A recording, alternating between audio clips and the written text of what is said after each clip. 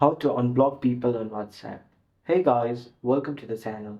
So, if you've blocked someone and don't know how to unblock them, what you're simply gonna do is first of all, launch the WhatsApp application on your device.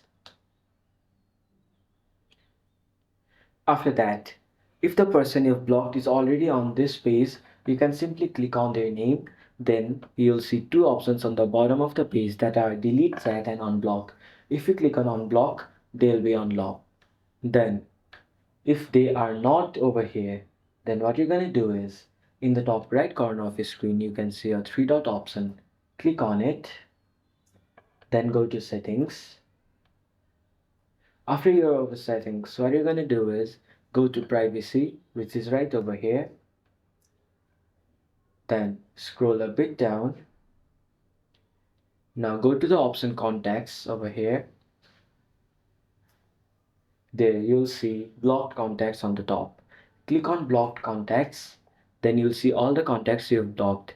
And if you want to unblock them, click on their name and then click on unblock and they will be unblocked.